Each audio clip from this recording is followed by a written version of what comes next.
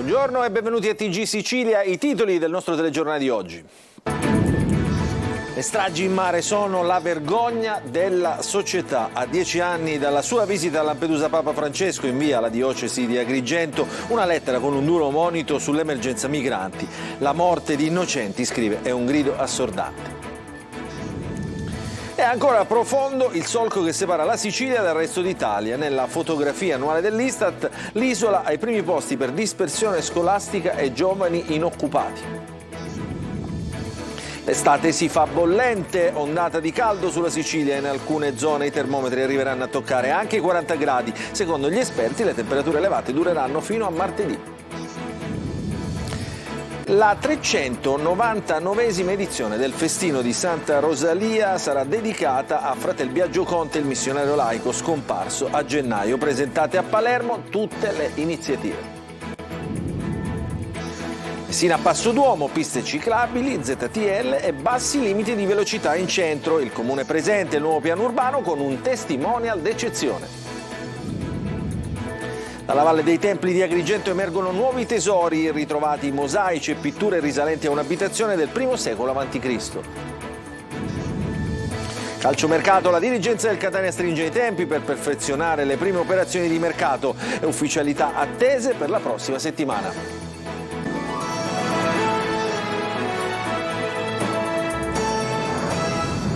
Ancora buongiorno e benvenuti a questa edizione di TG Sicilia. Apriamo con le parole di Papa Francesco indirizzate alla diocesi di Lampedusa. La morte degli innocenti è un grido assordante. Il Papa ricorda la sua visita nell'isola, la prima del suo pontificato, e scrive appunto all'arcivescovo di Palermo, di Agrigento, scusate, si rammarica per le continue tragedie nel Mediterraneo. Ce ne parla Tonino De Mana.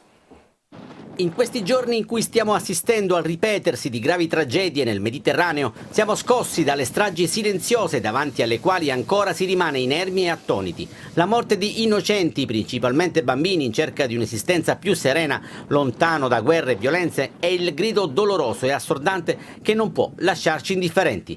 È la vergogna di una società che non sa più piangere e compatire l'altro. Parole forti messe nero su bianco proprio da Papa Francesco in una lettera inviata all'arcivescovo di Agrigento, Monsignor Alessandro Damiano, in occasione della celebrazione a ricordo del 10° anniversario della sua visita a Lampedusa. Era l'8 luglio 2013 e Papa Francesco era diventato pontefice da pochi mesi. Su quelle acque, di fronte alla Porta d'Europa, il monumento in memoria dei migranti morti in mare, Papa Francesco, accolto da canti africani, lancia una ghirlanda di fiori bianchi e gialli a ricordo di quanti hanno perso la vita nei viaggi della speranza. Quelle immagini hanno fatto il giro del mondo per una visita sobria e discreta, così la definì padre Federico Lombardi.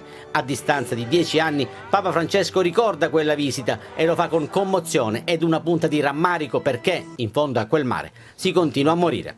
Sono trascorsi 10 anni dal viaggio che ho voluto compiere nella comunità lampedusana per manifestare il mio sostegno e la paterna vicinanza a chi, dopo penose peripezie in balia del mare, è approdato sulle vostre coste, ribadisce il pontefice. Il consumarsi di sciagure così disumane deve scuotere le coscienze. Bisogna cambiare atteggiamento. Il fratello che bussa alla porta è degno di amore, di accoglienza e di ogni premura. È un fratello che, come me, è stato posto sulla terra per godere di ciò che esiste e condividerlo in comunione. Intanto gli sbarchi a Lampedusa non conoscono soste e l'emergenza non conosce fine. Dalla fuga dei cervelli ai giovani inoccupati, dallo spreco delle risorse idriche ai problemi legati agli edifici scolastici. Nel suo rapporto 2023 l'Istat fotografa le carenze della Sicilia, i suoi primati negativi e il divario con le regioni del nord. Il servizio di Orazio Longo. A sud giovani sempre più in difficoltà è quanto emerge dalla fotografia scattata dall'Istat nel suo rapporto annuale 2023. In un'Italia che conta un numero di ultra 65enni quasi doppio rispetto ai quindicenni, è quella dei NEET la categoria a preoccupare di più. In Sicilia sono quasi un terzo i giovani che tra i 15 e i 29 anni non sono attivi né nel mondo del lavoro, né nella formazione, né nell'istruzione. Un fenomeno che interessa in misura maggiore le ragazze. Vediamo infatti che il tasso di partecipazione femminile al sud rimane sempre molti punti distanti rispetto al resto del paese, e soprattutto in Sicilia la partecipazione al mercato del lavoro da parte della donna ancora è abbastanza contenuta. Altro punto dolente è la cosiddetta fuga dei cervelli. In Italia il tasso di espatrio per i laureati tra i 25 e i 34 anni è del 9,5 per mille tra gli uomini e del 6,7 per mille tra le donne. Più alto il livello medio nazionale nelle isole, con le città di Palermo e Neoristano in cima, con una perdita di capitale umano dovuta alla mobilità interna netta e persistente. Ci sono alcuni elementi positivi per quanto riguarda il tema del capitale umano, nel senso che in Italia si registra comunque una riduzione della dispersione scolastica, anche se ancora siamo al di sotto della soglia dell'Unione Europea. E tuttavia al sud anche in questo caso persistono ancora elevati livelli di dispersione scolastica. E se il 14,8% degli edifici scolastici del Mezzogiorno risulta poco raggiungibile sia con scuolabus che con collegamenti pubblici, in merito alla crescita dell'occupazione tra il 2004 e il 2022 si ha un più oltre 1 milione nel centro-nord e una diminuzione di quasi 300.000 nel Mezzogiorno, dove il 46,1% delle donne tra i 50 e i 64 anni, con al più la licenza media, non ha mai lavorato. Capitolo a parte la tutela e il potenziamento delle aree verdi nelle città. Nei capoluoghi la forestazione urbana è cresciuta, però la dotazione più elevata si registra nei capoluoghi del nord-est con 62,2 metri quadri per abitante, mentre la più bassa è nelle isole, pari a 19,3. Infine le risorse idriche. Nel 2020 sono andati persi in distribuzione 3,4 miliardi di metri cubi di acqua.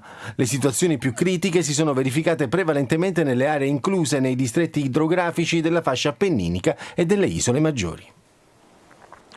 Ondata di calore in arrivo sulla Sicilia, con temperature elevate in quasi tutta l'isola. Palermo oggi è tra le città con il bollino arancione. Secondo il servizio meteorologico dell'Aeronautica Militare, tra lunedì e martedì è previsto il picco con temperature superiori ai 40 gradi, soprattutto nell'entroterra. Emanuela Corsi. Weekend da bollino arancione in 9 città italiane, tra queste Palermo. È proprio la Sicilia, una delle regioni d'Italia maggiormente interessate dall'ondata di calore, che da lunedì farà registrare temperature roventi con punte di oltre 40 gradi, soprattutto nell'entroterra. Il caldo si farà sentire anche a Catania e Messina, che si aggiudicano il bollino giallo, che indica la preallerta per condizioni meteorologiche che possono precedere un'ondata di calore. Secondo il servizio meteorologico dell'Aeronautica Militare, la massa d'aria calda di origine subtropicale in arrivo sull'Italia già da oggi farà aumentare le temperature fino a 40 gradi. Questa ondata di calore proviene da un'aria calda che giunge dal Nord Africa sotto forma di alta pressione sul Mediterraneo e sta interessando, come lei diceva, già da questa prima giornata le due isole maggiori, in particolar modo la Sicilia, dove le temperature nelle aree interne potranno raggiungere già per la giornata odierna valori intorno ai 40 gradi. Il picco verrà raggiunto tra lunedì e martedì. Il caldo, secondo le nostre previsioni, durerà almeno fino alla giornata di martedì, dove le temperature saranno in lieve aumento in questi giorni e nelle aree interne, come dicevamo prima, quindi nell'area di Enna, di Caltanissetta, ma anche tra Trapani e Palermo, potranno superare tra lunedì e martedì 40 gradi, quindi registreremo addirittura 41-42 gradi. Parlando di area umida, cioè area che ha attraversato il Mediterraneo, quindi carica di umidità, poi la percezione sarà anche qualche grado in più. Dal 15 maggio è attivo il Sistema Nazionale di Prevenzione degli Effetti sulla Salute delle Ondate di Calore, che assegna ad ogni città italiana un bollino indicativo del rischio. Con quello rosso vengono indicate le città con il massimo livello di rischio caldo per tutti. Il bollino arancione segnala il massimo pericolo per i più fragili, ovvero anziani, bambini e persone con malattie croniche. Infine il bollino verde indica l'assenza di rischio per tutta la popolazione. Presentata questa mattina a Palermo la 399esima edizione del Festino di Santa Rosalia. Le celebrazioni ricorderanno anche Fratel Biagio Conte, scomparso a gennaio. Il servizio di Marco Gullà. È quasi tutto pronto per la 399esima edizione del Festino di Santa Rosalia. A Palermo il 14 e 15 luglio il clou degli eventi in onore della Santuzza. La presentazione questa mattina al Palazzo Arcivescovile, un festino che è un'apertura poi alla grande edizione del prossimo anno, ovvero la 400esima. Ma come dice l'arcivescovo di Palermo, Corrado Lorefice, sarà anche l'occasione quest'anno per ricordare fratel Biagio Conte. Noi abbiamo avuto la perdita, almeno diciamo così, fisica, di un nostro eminente concittadino che si chiama Biagio Conte, è un nostro fratello nella fede in Cristo. E poi è il 30° anche dell'uccisione, dell'omicidio di Don Pino Puglisi. Allora questa coincidenza felice ci ricorda ancora di più qual è la testimonianza di Santa Rosalia, la bellezza di questa donna che se si rifugia nell'alto di Monte Pellegrino però è capace di scendere. Sarà un festino che prepara un festino ancora più grande, quello del 400°, ma è un festino di riflessione, di devozione, di ricordo, di memoria del nostro grande scomparso fratel Biagio, ma è quindi un rafforzamento della vicinanza di questa città agli ultimi e ai marginali, esattamente come fratel Biagio ci ha lasciato come testamento morale. Una mezzaluna con la Santuzza posizionata in basso in mezzo alla sua gente. Questo sarà il concept grafico del carro del Festino 2023. Il carro di quest'anno è davvero particolare perché per la prima volta abbiamo fatto anche delle ricerche con Filippo, delle ricerche proprio storiche, e la Santa viene messa nella parte bassa del carro. Se voi andate a vedere tutti i disegni, le incisioni, le fotografie dei carri del passato, la Santa è messa su un'alta torre. Gli eventi religiosi inizieranno già lunedì, poi venerdì la sfilata del carro con i tradizionali fuochi d'artificio, sabato la messa in cattedrale e la processione. È stato arrestato l'uomo di 36 anni che ieri sera ha ferito la moglie con un colpo di arma da fuoco in via Giovanni Bruno a Palermo. È accusato di lesioni gravissime. Nel corso dell'ennesima lite con la consorte, la donna lo avrebbe messo alla porta e lui avrebbe iniziato a sparare dal pianerottolo ferendola. L'aggressore a quel punto sarebbe andato via a piedi e poi ha chiamato il 112 dicendo che la vittima accidentalmente si sarebbe ferita con un coltello. Una volta arrivati i sanitari del 118 hanno constatato che la ferita era da arma da fuoco e hanno chiamato la polizia. Lesioni personali gravissime, l'ipotesi di reato per la quale un 17enne di Licata, in provincia di Agrigento, è stato denunciato dalla polizia alla procura presso il Tribunale per i minorenni di Palermo. Il giovane, per futili motivi, avrebbe accoltellato al torace un 24enne nei pressi di uno stabilimento di Mollarella. La vittima è ricoverata in prognosi riservata all'ospedale di Licata. Continuano le difficoltà nella raccolta dei rifiuti a Palermo e in buona parte della provincia. La RAP, che è l'azienda che gestisce anche la più grande discarica pubblica della Sicilia, quella di Bellolampo, vara un nuovo piano triennale per uscire dall'emergenza. Ce ne parla Manlio Viola. Uscire dall'emergenza rifiuti entro 3 anni, ma per farlo serve nuovo personale, più raccolta differenziata e bisogna risolvere il problema della discarica di Bellolampo, l'unica pubblica in Sicilia. È tutto messo nero su bianco nella bozza di piano industriale di RAP, l'azienda dei rifiuti di Palermo, che gestisce anche la discarica nella quale confluiscono anche molti comuni del comprensorio. Primo punto, assumere. Nel 2014 il sistema rifiuti Palermo contava su 2.353 dipendenti. A distanza di 9 anni ne conta 1.522, 831 in meno e altri 140 stanno per andare in pensione. Insomma, per raccogliere i rifiuti la RAP ha quasi la metà del personale necessario. I concorsi già banditi riguardano 306 operai, 46 autisti e 6 dirigenti, ma anche quando saranno completati non basteranno. RAP prevede già uno scorrimento delle graduatorie per altre assunzioni, 143 operai e 93 autisti in più. La nota dolente viene dalla differenziata. Palermo è ferma al 35%, dice il piano, anche se forse sta al di sotto. Il piano piano prevede di arrivare al 65% entro il 2026, ma intanto si ferma il porta a porta nella seconda circoscrizione, che doveva partire già 1 anno e mezzo fa e invece resta al palo. Troppe resistenze da un lato, mancanza di fondi dall'altro. Il vero nodo che rischia di far saltare tutto è proprio questo, con la differenziata che nell'idea di RAP dovrebbe schizzare al 54% già entro la fine del 2024, fra 1 anno e mezzo circa. Non riuscirci significa incappare nell'esaurimento delle vasche della discarica di Bellolampo. Lì servono comunque altri lavori e migliorare l'infrastrutturazione. Primo passo, ripartenza a pieno ritmo del TMB, l'impianto che tritura i rifiuti, che attualmente riesce a trattare solo 300.000 tonnellate l'anno. In partenza ci sono i lavori di ristrutturazione e ampliamento, per il resto c'è la settima vasca. Alla media attuale di conferimento, quando sarà attiva, darà 4 anni di autonomia. Con il passaggio al 65% di differenziata potrebbe raddoppiare la sua vita. Tanta buona volontà, ma ci sono troppi se e troppi ma. Nino Frassica diventa brand ambassador dell'azienda Trasporti di Messina, città nella quale si va sempre di più verso una mobilità sostenibile. Limiti di 40 km/h per le vie del centro, le piste ciclabili e le ZTL sono alcuni degli elementi del nuovo piano urbano dell'amministrazione comunale. Ce ne parla Francesco Triolo. Messina diventerà presto una città a passo d'uomo. Il piano urbano della mobilità sostenibile ridisegna un'altra città, un altro modo di muoversi, più pedonalizzazioni, piste ciclabili e maggiore investimento sul trasporto pubblico. Questa la Messina del futuro, quella che sta immaginando l'amministrazione comunale con il piano urbano della mobilità sostenibile. L'intervento principale che viene previsto è quello di un limite di 40 km/h su tutta la viabilità di perimetrazione delle zone a traffico limitate, che verrà inserita ed esteso con l'istituzione graduale delle ZTL sulla viabilità principale perimetrale. In centro verrà realizzata un'unica pista ciclabile da Villa Dante a Villa Mazzini, un investimento di 588.000 euro che migliorerà l'attuale percorso e lo prolungherà aggiungendo 6 km di pista, rendendolo più sicuro.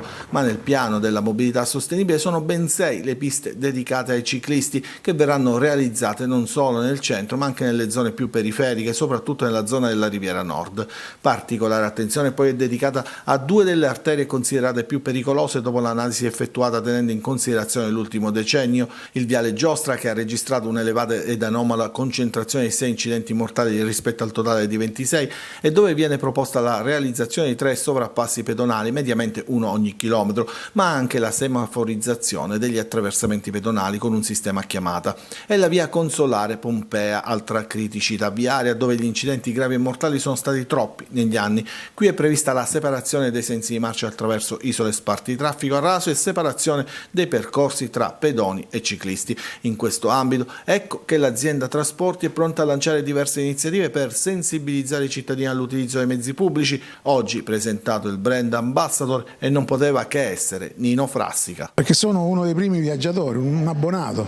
Io viaggiavo da ragazzo perché ero minorenne, ma viaggiavo anche da grande, visto che non c'ho manco la patente, non c'ho la patente tuttora, non c'ho la patente, e quindi l'autobus per me è stata la salvezza anche. Nuovi scavi e nuove importanti scoperte nella Valle dei Templi di Agrigento, portati alla luce le pitture di mosaici di una casa tra il secondo e il primo secolo a.C. Ce ne parla Davide Sardi.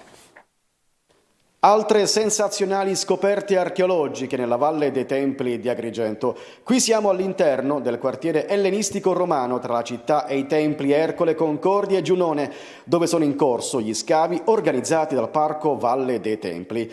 Al lavoro giovani studenti universitari di Bologna nel cantiere scuola di scavo e restauro delle pitture parietali nelle insulae terzo e quarto. Lo scavo sta portando in luce le pitture e i mosaici in crollo riferibili agli ambienti di rappresentanza della casa che vive tra il secondo e il primo secolo a.C.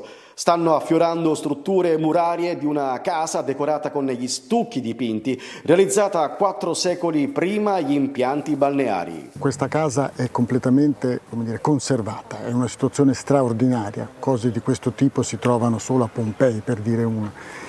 E abbiamo trovato il crollo dei piani superiori, quindi pitture parietali, mosaici, pavimenti, tutti in crollo, straordinarie scoperte, ci attendono. La particolarità è quella che il Parco della Valle dei Templi ha finanziato un cantiere scuola con delle borse di studio ai 20 giovani specialisti, ricercatori e studenti che hanno la possibilità di acquisire competenze spendibili nell'ambito degli studi sulla pittura parietale in un contesto sicuramente eccezionale, il contesto appunto delle Domus agrigentine. In attesa di celebrare nel 2025 l'ambito traguardo di Capitale della Cultura, Agrigento vive in questi giorni la nuova esperienza di Capitale della Pittura Antica con la 6ª edizione del colloquio AIRPA, che vede la partecipazione di oltre 70 specialisti della pittura parietale, ellenistica e romana. Adesso ci fermiamo, una piccola pausa, poi ritorneremo all'interno del nostro TG Sicilia parlando di calciomercato.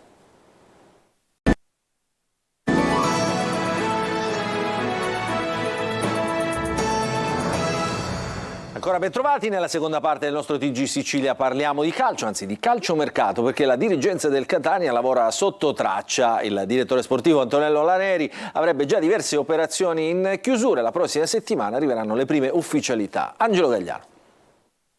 Una decina gli acquisti già in dirittura d'arrivo, ma per la loro ufficialità serve ancora qualche giorno. All'inizio della prossima settimana il Catania provvederà a depositare in Lega i primi contratti. Tra questi, a meno di clamorose rotture, ci sarà quello di Michele Rocca, 27 anni, centrocampista, che non ha rinnovato con il Novara, che vanta oltre 160 presenze nei campionati professionistici. In mediana il Catania sta valutando diversi profili. Per il reparto di mezzo il DS Laneri, di concerto con la dirigenza, punta ad almeno 4 innesti. Chirico è un obiettivo per la tre quarti, ma sul fantasista ci sarebbero diversi club. In casa Catania si lavora comunque per rinforzare tutti i reparti, a partire dalla difesa. Oltre ai 2 portieri serviranno almeno altri 5 innesti, 2 laterali mancini, 2 centrali ed un'alternativa a Rapisarda sulla corsia destra. L'ex rossazzurro Luca Calapai, appena svincolato dal Crotone, è un profilo gradito al tecnico Tabbiani. La lista della spesa per questa finestra estiva di calciomercato è particolarmente lunga, ma servirà pazienza e saper aspettare il momento giusto per chiudere. In attacco Caturana è una pista, ma non è la sola. La dirigenza etnea lavora anche alle conferme. Oltre a Rapisarda si punta a far rimanere ai piedi dell'Etna Castellini e Lorenzini in difesa, Rizzo e Vitale in mediana, dove però potrebbe essere confermato anche Palermo. In avanti si punta alle conferme di Chiarelle, Russotto e Sarao. La prossima, come detto, sarà una settimana importante, anche perché all'inizio del ritiro mancano appena 2 settimane. Per il 24 luglio, giorno in cui si comincerà a faticare a Zafferana, la dirigenza rossazzurra spera di consegnare a Tabbiani un gruppo di lavoro già ben delineato. Questa è l'ultima notizia, non ci sono ulteriori aggiornamenti, il nostro telegiornale finisce qui. Vi ricordo che l'informazione su Antenna Sicilia ritornerà questa sera alle 20. Grazie per averci seguito, buon proseguimento di giornata a tutti.